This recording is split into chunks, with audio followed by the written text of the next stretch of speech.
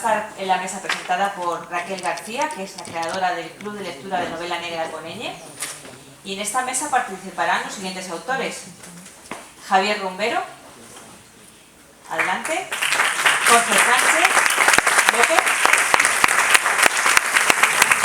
Eva Zamora y Sandra.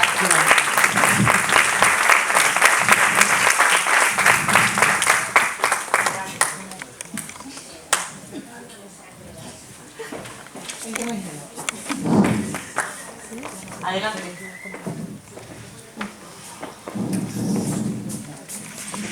Javier Rumbero Sánchez, licenciado en Derecho, tutor de prácticas externas de alumnos de la Facultad de Ciencias Sociales y Jurídicas de la Universidad Carlos III y lleva 25 años ejerciendo como procurador de los tribunales. Ha escrito un libro que se llama Cuando todo pase, que hablaremos luego más tarde. Jorge Sánchez López, buenos días, bienvenido. Psicólogo, escritor y graduado en estudios ingleses. Actualmente es profesor de inglés y se encuentra inmerso en una especialización en neuropsicología. En lo literario ha publicado poesía, relatos, novelas y todas ellas en corte policíaco. Entre ellas destaca El túnel de Oliva, que es el libro que hablaremos más tarde, que fue finalista del Premio Planeta en el 2021 y fue publicada en el 2023. Luego tenemos a Eva. Respira.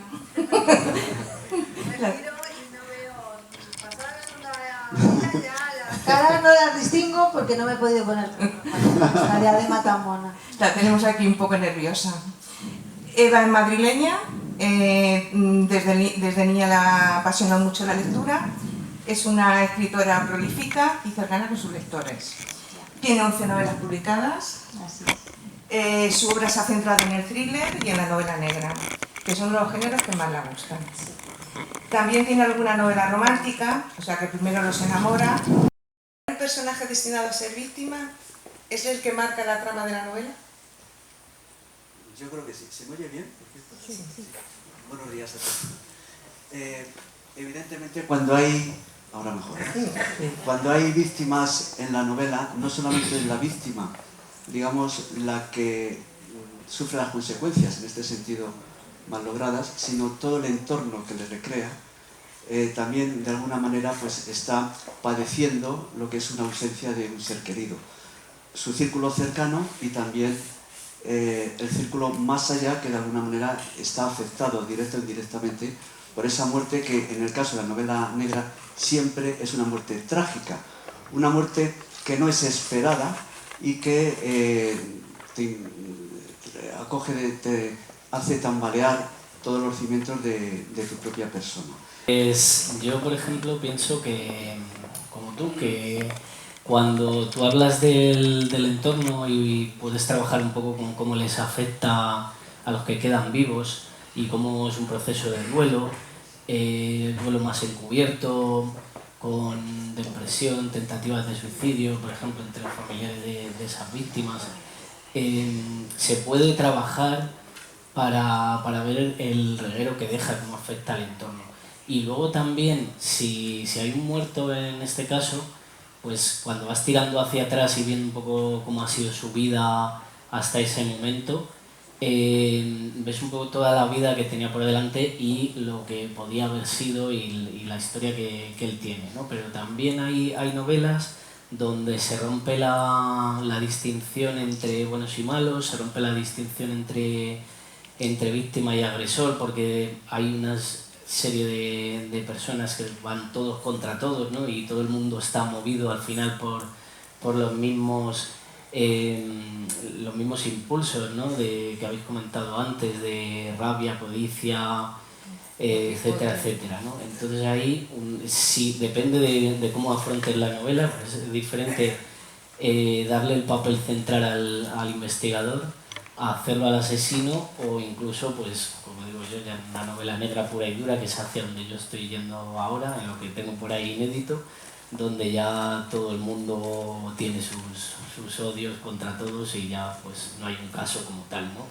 Entonces creo que te quedan novelas muy diferentes porque se ven desde distintos puntos de vista. es lo que puedo decir de momento. ¿Cómo decides la manera de matar a un personaje? Sí, yo. Bueno, pues que muchas veces va en función de a quién, del asesino al que se vaya a enfrentar ese personaje, ¿vale? Me has preguntado la manera, ¿cómo decides la manera de matar? Pues va en función de a qué personaje se... Pero yo de todas maneras soy una autora que pienso muchas veces más en a quién matar, en alguien inesperado para el lector, que a cómo matarlo. ¿Vale? Y me explico, muchas veces, a ver, haces un tipo de novela que lo que quieres hacer es algo totalmente verosímil. Y la vida es ingrata en ese sentido, no es selectiva, no decide voy a proteger a los buenos y voy a castigar a los malos, es lo que dice Jorge. Además, como autores nos gusta muchas veces que una víctima se convierta en verdugo y un verdugo a su vez sea víctima, ¿sabes? De dibujar un poco esa figura. Entonces, no solo por crear un golpe de efecto, sino también por hacer un retrato de la realidad, pues más que cómo mato, decido a quién mato, a un personaje inesperado que cree un impacto en el lector. Sí, ¿en algún momento has sentido piedad o compasión por una víctima de todas esas que... Yo he sentido que voy a arder en el infierno por hacer sufrir tanto. O sea, yo me ha dado miedo de mí misma, porque claro, eso sale de ti. Claro. Y entonces, claro, tú dices, lo que dijo mi marido, que yo también lo pensé en algún momento, de, pero tú qué tienes dentro, o sea, tú estás enferma. Porque además, a mí lo que me pasa es que yo no me pasa como Eva, ¿no? Yo describo. Y describo, no entro en el morbo de, ¿sabes? Pero sí intento que el lector se sienta ahí, se sienta como la víctima, por ejemplo, en una violación, pone, ¿no? Te pongo porque, bueno, yo intento que el lector se sienta como la víctima y se sienta como el agresor, de tal manera que, digamos que, bueno, pues, porque de esa manera genera los dos tipos de sentimientos, ¿no? El sentimiento de empatía hacia la víctima y el sentimiento de antipatía hacia el agresor. Entonces, desde ese punto de vista, el amasijo de emociones es mucho más efectivo, porque ahí tienes el lector que está en la piel de dos personajes tan antagonistas, ¿no? Sí. Y eso creo que da muchísima más riqueza a la lectura, porque al final es un poco aburrido sentirse siempre bueno, ¿no? En una parte de nosotros siempre nos gusta decir, ¿y cómo me sentiría yo si apuñalo a mi jefe? ¿Entiendes? Es como, ¿cómo me sentiría, no? Eso se nos ha ocurrido, ¿no? Voy a mirar por el balcón. Pues esas cosas que nunca te permites pensar en la vida real, porque bueno, pues no, es la magia de los libros, ¿no? Tanto del que los escribe, porque se permite el lujo de ahora voy a matar a mi jefe. ¿Cuál es la mejor manera de deshacerse de un muerto? Hombre, hay personajes que a veces te cuesta deshacerte de ellos porque dices, voy a matar a este cuando en realidad tenía mucho más potencial o lo que sea. Pero lo cierto es que yo estoy de acuerdo contigo en que no se trata tampoco de racionalizarlo todo, sino de que tú estás haciendo arte y tienes que crear las condiciones de posibilidad de que ahí exista ese crimen. Porque es decir, sí, también puedes convertirlo en un acertijo y tal, pero sobre todo pues que pueda haber crímenes que sean por venganza, otros que sean muy premeditados por la propia mente de la persona que lo comete, enfrentamientos personales o por, como a veces yo he utilizado, por accidente, ¿no? Puede ser muy dramático matar a alguien por accidente cuando no se quería llegar a tanto.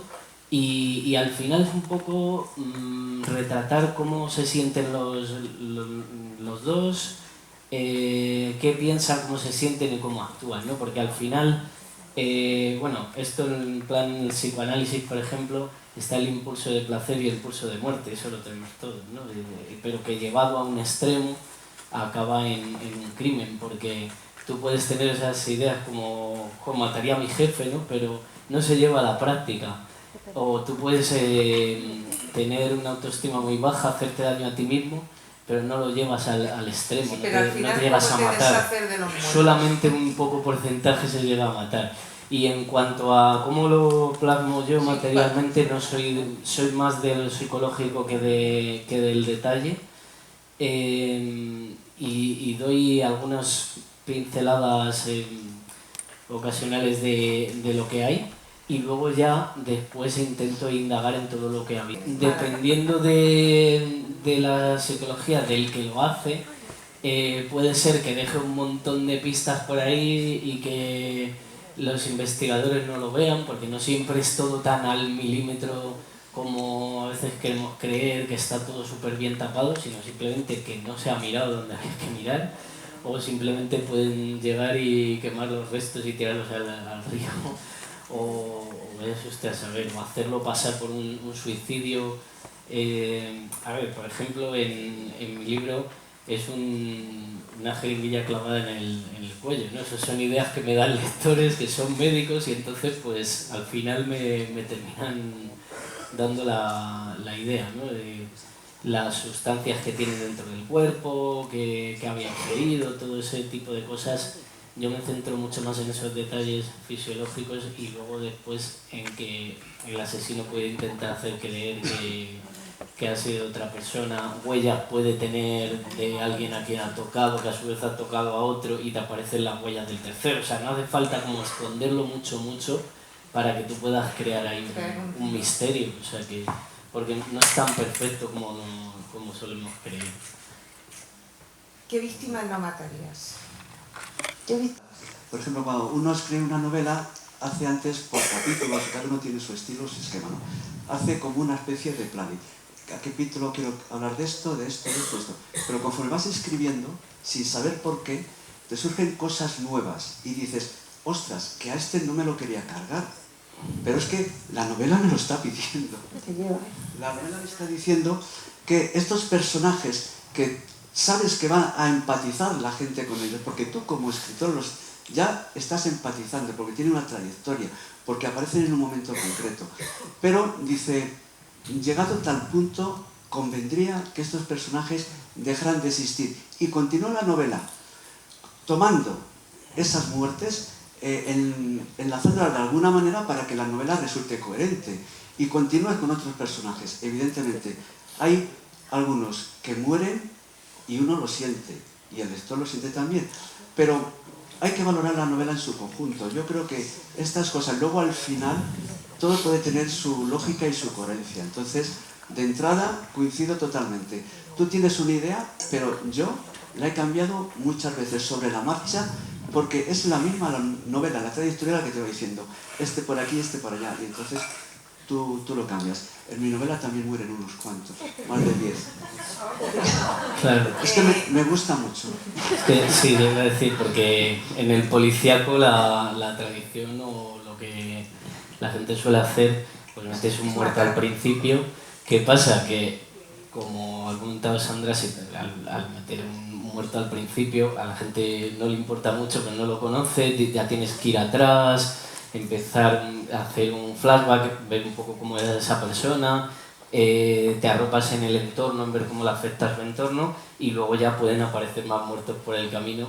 Entonces también hay veces que te conviene crear una novela donde los personajes están vivos, y hacia la mitad de la novela ahí puede haber ya un evento. Entonces ahí el reto es hacer que en esas primeras 50 páginas o 100 o las que sean, hasta que pasa eso, la novela tenga interés hasta que ocurre eso, y ahí ya si hay una víctima, pues va a ser mucho más dramático, porque ya conoces a todos, y alguno de ellos pues lo vas a quitar de ahí.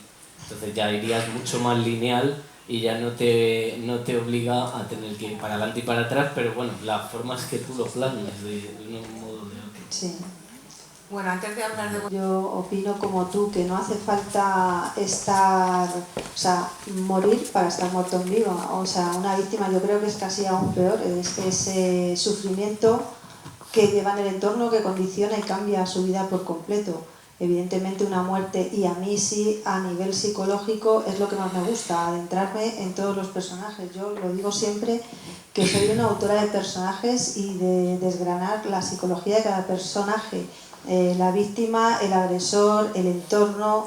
Creo que no hay nada para mí más fascinante trasladar todo eso al lector y que se pongan en la piel de cada uno, los sentimientos de cada uno. Sí, yo iba a decir algo. Yo me suelo centrar también, de hecho, en las personas que quedan vivas en el túnel de Oliva. Pues el muerto es un taxista que hacía de camello y hay un desaparecido que es policía. Y entonces tú lo ves desde los ojos de ellas, de sus parejas, y ves un poco cómo intentan seguir con su vida, pero las cicatrices que hay detrás, algunas son más evidentes y otras menos. Y todo esto porque lo que has preguntado si teníamos contacto directo, yo haciendo prácticas con menores tutelados, pues ahí tuve contacto con chicos que habían sufrido malos tratos, todo tipo de abusos por parte de los padres y demás, y entonces tú, si a ti no te lo dicen, es posible que tú no lo detectaras, si tú no lo supieras desde un principio. Entonces es un poco en lo que queda bajo la superficie de todas esas personas que de hecho están vivas. Y a eso, por eso les suelo dar más importancia muchas veces que a la propia víctima. Bueno, yo creo que también depende mucho desde qué punto de vista esté contado la novela. También es verdad que la víctima no tiene necesariamente que morir. O sea, una persona puede ser víctima de una violación. No tiene por qué morir físicamente. Evidentemente, una parte de ella o de él muere por dentro. Pero dependiendo de cómo esté contada la novela, entonces puedes ahondar más en esa parte que de otra. Es decir, si la novela está contada en primera persona, entonces es más fácil que trasladar al lector ese sentimiento de esa persona que no ha muerto, víctima.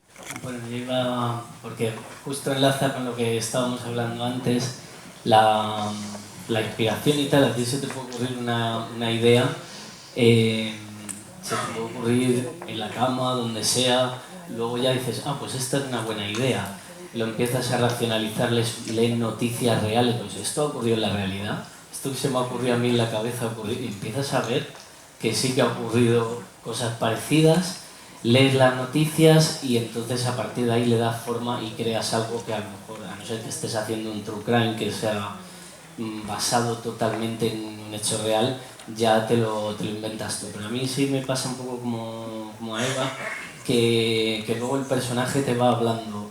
Para mí es más efectivo el irmelo imaginando. Por ejemplo, cuando habéis mencionado ir a andar, yo cuando voy a andar, ahí le voy dando forma y me viene en forma de imagen. Yo no soy tan un escritor de mapa súper organizado que lo va apuntando todo, sino que voy creando la película en mi cabeza a través de imágenes, y entonces cualquier cosa puede ser un disparador de esa creatividad, no necesariamente que antes hayas tenido noticia sobre un caso real, sino que va más bien al... No es que desde sí, es que a veces lo que digo, los personajes te van contando su historia y empiezan a surgir sus tramas que no tenías pensadas ni previstas, y de repente aparecen otros personajes, ocurren otras cosas, y no es que pierda peso ese personaje, sino que enriquecemos a ese personaje con otras acciones, con otras cosas que le suceden, con otros personajes que van a aparecer en su vida, y a veces a mí me ha ocurrido de decir, pero ¿cómo no se me ha ocurrido a mí esto antes, no? Pues es la maravilla, lo maravilloso de la creación, es lo que dice Sandra, es continuamente un baño de humildad, porque tú crees, yo cuando empiezo una novela digo, sé cómo empieza y cómo acaba, ahora a ver cómo transcurre.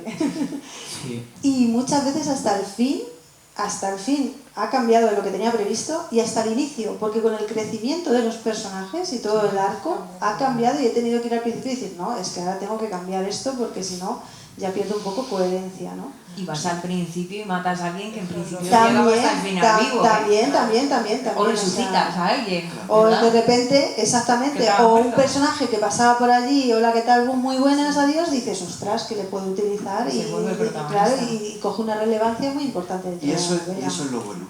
Es decir, cuando os hablo menos de mi experiencia, tienes unas ideas, pero conforme va avanzando la novela, si tú lo estás viendo, las cambias. Le das más protagonismo a un personaje. Metes un capítulo que no tenías previsto porque viene a cuento. Si fuese algo tan estático y cerrado, de tal manera que tú, cuando empiezas a escribir, ya sabes perfectamente todo lo que va a meter en cada capítulo, malo. Malo. Existe el síndrome de la primera página en blanco, pero te aseguro que existe el síndrome de la novela inacabada. Cuando acabas, crees que has acabado, la vuelves a leer y seguro que metes cambios. Llega un momento en que tienes que decir ya, porque nunca la acabas.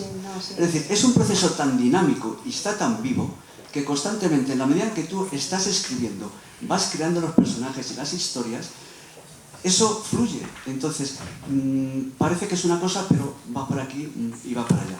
Yo, por mi experiencia, en la novela quería que uno de los protagonistas fuera algo que es inusual, que yo creo que no aparece en ninguna novela. Y eso lo tenía claro, pero por lo novedoso, que se conoce, pero que luego no se conoce, que es la figura del procurador de los tribunales, que está en los juzgados, que le conocen los funcionarios, pero que es una figura que no es conocida. Si todo el mundo conoce al abogado, cuando uno tiene un problema legal va a un abogado, nunca va, rara vez va a un procurador, y el abogado ya contacta con el procurador. Bueno, yo quería... al cliente le dices, oye, que tienes que pagar al procurador también. Y dice, ¿y ese quién es? Sí. Pero fíjate que eso es ahora, pero no siempre ha sido así. Lo que la gente no sabe es que la figura del procurador proviene de la Edad Media y que hace mucho tiempo la gente, cuando tenía un problema, hace más de un siglo, iba al procurador y el procurador le ponía en contacto con el abogado. Ahora es al revés. Desde hace tiempo para acá es el abogado el que recibe al cliente cuando tiene un problema legal. Bueno, pues yo en mi novela quería dar un protagonismo por lo novedoso que es a la figura del procurador. Una de las tramas es judicial, se judicializa. Campo que yo me siento cómodo, evidentemente, porque es a lo que me dedico. Entonces, eso lo tenía claro. Pero, os aseguro, el final, sobre la marcha, lo he cambiado 2 veces. El principio me costó mucho, porque conforme arranca la novela, hace que el lector, de alguna manera, le enganches. Como empiece... En la primera página de la novela te la juegas, yo creo, porque como no suscite interés, el lector no sigue. O sea, hay infinidad de novelas. ¿Para qué le vas a martirizar? Es decir, lo dejas y punto. Y el final es el que te deja el sabor correcto. Si acabas bien la novela, el lector te deja un buen sabor, que no tiene por qué ser un final feliz. Conviene que no sea feliz, que tenga un poquitín de todo, ¿vale? Entonces yo, y ya no me enrollo más, el proceso creativo es de ir cambiando constantemente. Lo principal en mi caso, lo he dejado, ese querer que tuviera protagonismo, y también otro aspecto que no se suele hacer, quería que lo tuviera, pero la forma de desenvolverse la he ido cambiando. Yo desde luego pienso que tú crees que llevas las riendas y las riendas las llevan los personajes por completo. Y claro ejemplo desde luego es esa novela que me he dejado llevar por los personajes como nunca. De hecho tanto que ha habido capítulos que tuve que decir, os habéis pasado, ya me he salido de lo que estaba contando, o volver al redil, por favor. O sea que es, vamos, que yo lo tengo clarísimo que es eso, el proceso creativo te lleva. Sí, y eso, perdona. Es que tú tienes un principio y un final, yo por lo menos, y al crearlo de medio, ¿no? Pues puede ser que el final se mantenga o que no, y que ese final, digo, bueno, mantengo la base de lo que yo había pensado, lo retoco un poquito, pero lo que has comentado antes de las subtramas, a veces hay subtramas que son más interesantes que la trama principal y eso te puede llevar a un horror vacui que al final pues es como, mira, tengo un mogollón de personajes aquí, por ejemplo, El túnel de Oliva es una novela coral, pero lo que he hecho ahora es experimentar con otras cosas que tengo inéditas, como crear una novela solo con 4 personajes y que lo lleve yo más controlado, pero aún así puede que el final cambie. O sea, he conseguido centrarme solo en una trama y en 3 o 4 personajes y explotarlos más, pero el final no es el que había al principio, y sin embargo en estas otras novelas de tantos personajes puede que sí me ciña un poquito más, pero es que eso yo no sé lo que va a pasar. Bueno, pues ahora ya que habéis empezado hablando de los libros, pues ahora vamos a empezar de vuestros libros, vamos a enlazarlo. Entonces, Javier, tú has escrito Cuando todo pase, combina un relato judicial de suspense con una perspectiva real de lo que ocurre en un procedimiento, narra una serie de asesinatos ocurridos en Madrid, es una novela de intriga, suspense y drama y nos acerca al mundo de la justicia desde dentro de la justicia. Siempre le ha interesado unir la teoría con la práctica y fruto de esa inquietud decides publicar tu primer libro. Claro, al ser procurador de los tribunales tienes un poquito de ventaja, sí, ya que desde dentro del tema judicial no tienes problemas a la hora de desarrollarlo, y dentro de los juzgados también oirás un montón de historias que te puedan ayudar a tener ideas. Entonces, pregunta obligatoria, ¿cómo decides escribir siendo procurador de los tribunales? Pues quería escribir evidentemente sobre algo que yo me encontrara cómodo, que no tuviera que ir a buscar en sitios porque es prácticamente mi trabajo. Pues ahora pasamos con Jorge. El Túnel de Liga fue finalista del Premio Planeta en el 2021, lo publicaste en el 2023. A ver, esta novela han dicho que es el mejor tributo del noir urbano de los 90, una década que no se ha escrito mucho. Sí. Que te voy a hacer así dos y ya me las enlazas. Vale. También está ambientada en la zona sur de Madrid, que tampoco se escribe mucho sobre el cinturón de Madrid. Por eso. Y como tú eres psicólogo, también ya enlazamos esta pregunta. En la novela se diferencian... ay, es que esta la he escrito yo mal, ahora no sé cómo te lo escribo. Se diferencian la represión de... Oh, ya me he puesto nervioso. Esta no te la hago. Sí, no, creía que... Más o menos, no te la hago. La represión del sentimiento. Sí, como la represión... El que no tenga la novela, que ya está. Pues venga, véndenos la novela y ya... Con estas dos preguntas. Esta es la de por qué... lo de la década de los 90, porque escribes en la década de los 90 y por qué la ambientas en la zona sur de Madrid. Vale, pues la década de los 90 me ha permitido hacer un homenaje a los que yo considero mis maestros, pues como son Andreu Martín, Juan Madrid, que le conocí en persona hace poco, Julián Ibáñez, y a la vez que tenía muchas influencias de los clásicos, porque al final es una novela de formación. Oliva, pues desde que es la chica, desde que le desaparece su pareja y ha muerto el novio de su mejor amiga, pues tú vas viendo la evolución. Eso te permite hacer un paralelismo con clásicos como Jane Eyre, o sea, con una novela victoriana, con lo que tú quieras, pero a la vez es una novela postmoderna que estás hablando de... tiene mucho de mí, porque al final estoy recordando mi juventud, los finales de los 90, le meto muchas cosas mías a los personajes sin que la gente lo sepa, o de gente de mi entorno, y entonces yo transcurre entre el año 97 y 99, aunque llega hasta 2004, hasta los atentados del 11M, y muchos personajes yo no tengo que hacer un esfuerzo, tengo en la mente, puede ser el carácter de alguno de ellos, o la cara, o alguna conducta, y a partir de ahí yo ya creo una ficción. Y todo es mucho más, te viene mucho más a la mente que cuando tienes que inventártelo de la nada. Entonces es una novela muy personal, quizá de la más en novela, la más personal que tengo, aunque luego también en los relatos cortos se puede ver mucho de mí, y probablemente la novela más original. Y los 90 me permite hacer un tributo a la música, a la ropa, a tribus urbanas, a todo lo que droga está, porque claro, el muerto es un traficante, y yo voy desde lo más pequeñito, personajes son personajes de barrio, está a caballo entre policía y la novela de barrio, y llego hasta lo más grande, hasta ya corrupción a más altas esferas, bandas organizadas. Y mucho lo cojo de casos reales que había en la época. De hecho, en esta novela han llegado a decir que era una crónica de los 90. Es decir, que si yo te pongo Isabel Pantoja salía en la revista Hola en tal mes, es que salía así, y no hace falta, porque yo no soy muy descriptivo, pero datos que estén bien, que sean reales. Esa era una. Y la otra, ¿cuál era? Que el tema de la depresión o represión. Sí, pero esa déjala. No me la has sabido explicar. No, que cómo se plasma la depresión. Claro, es porque una de las protagonistas sufre ansiedad, depresión. Claro, intento ver, es un reto para un autor ante la muerte de una pareja, una chica tan joven, ver cómo reaccionaría. Y sin embargo la otra lo va reprimiendo y muchas veces es una metáfora de lo que nos pasa a todos, de cuando a ti no te salen las cosas como tú pensabas, cómo tú recalculas la ruta e intentas vivir con ello y tiras hacia adelante con lo que tienes, ¿no? O sea, en la novela puede ser porque ha habido una muerte, pero en la vida real nos pasa a todos, sea por una enfermedad, sea porque no consigues el trabajo que quieres. Hay temas como la vivienda, precariedad laboral en los jóvenes, que están detrás, que son temas sociales y son muy importantes.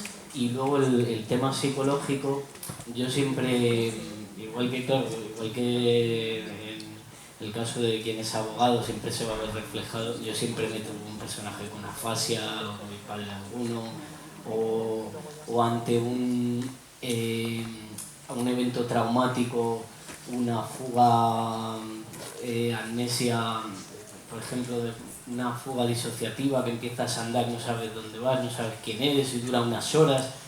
Siempre utilizo ese tipo de cosas de una manera que sea divulgativa, que dentro de una novela de entretenimiento el lector pueda conocer ese tipo de cosas. Bueno, ahora pasamos con Eva. Bueno, yo voy a ser muy breve. Voy a hacer un ejercicio de síntesis, vamos.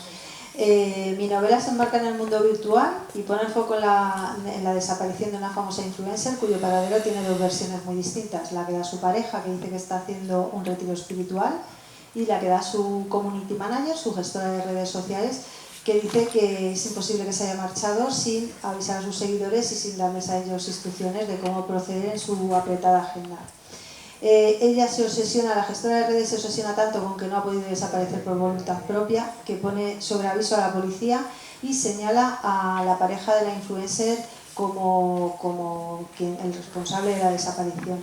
Y bueno, la policía va a investigar, la inspectora de policía sabe entrar en una investigación y en un asunto mucho más turbio de lo que aparenta. Como anécdota puedo decir que está narrada a través de dos líneas temporales, o sea, en dos líneas temporales y a través de dos narradores distintos.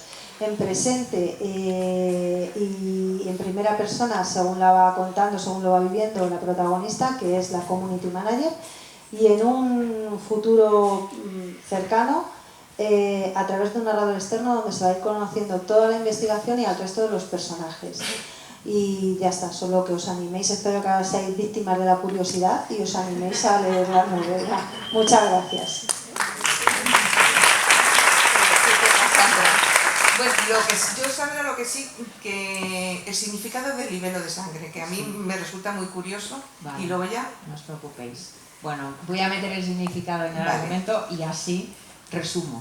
Bueno, el libelo de sangre nos sitúa en el año 1621 en Madrid, es decir, en pleno siglo XVII. Se ha cometido un crimen ritual, es decir, ha aparecido una joven violada hasta matarla y junto al cadáver de un muchacho al que han extirpado el corazón. Entonces, bueno, el crimen siembra el pánico en toda la ciudad. No es nada insólito que aparezca una mujer víctima de una violación tan salvaje que al final muere, pero sí es absolutamente insólito que aparezca un muchacho al que han extirpado el corazón. Empiezan las elucubraciones en los famosos mentideros de la villa, hasta que, bueno, pues de estas elucubraciones surge un libelo de sangre. Libelos de sangre son acusaciones falsas que culpan a los judíos de secuestrar niños cristianos para torturarlos y crucificarlos en una especie de parodia burlona de la pasión y muerte de Jesús y después acopiar su sangre para utilizarla en rituales judíos. Entonces, esta acusación, insisto, falsa, bueno, pues involucra a Sebastián Castro, un reputado escribano de la villa, y los escribanos de antes eran los notarios de hoy, y a su esposa Margarita Carvajal.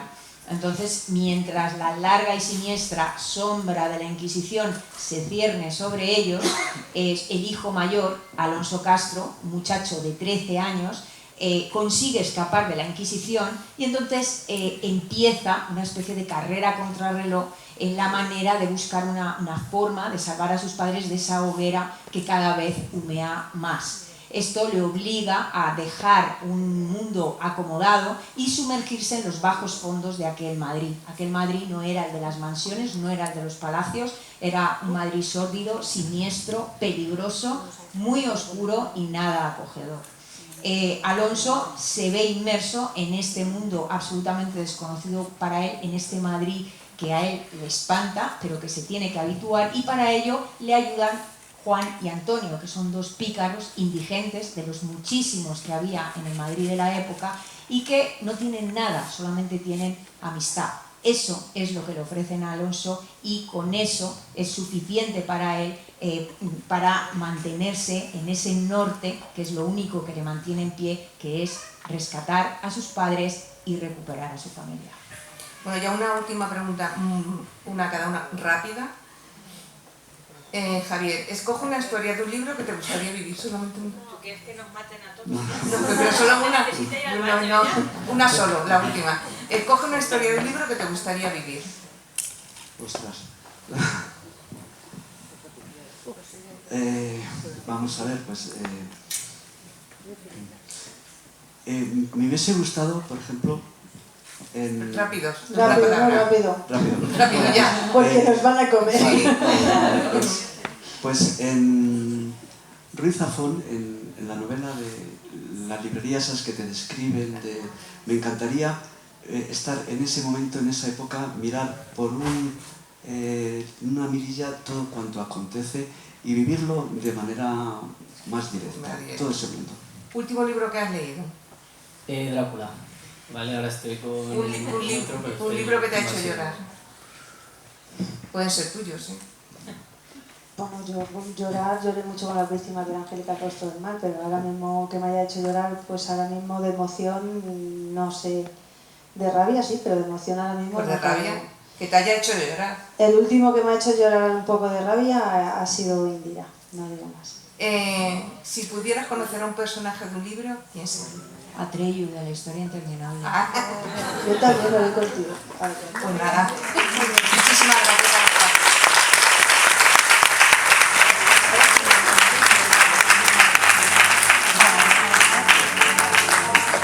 Bueno, hacemos una parada en lo que preparamos todo para que podáis en un momento al baño, si os apetece tomaros un té, mientras estamos preparando ya la siguiente mesa.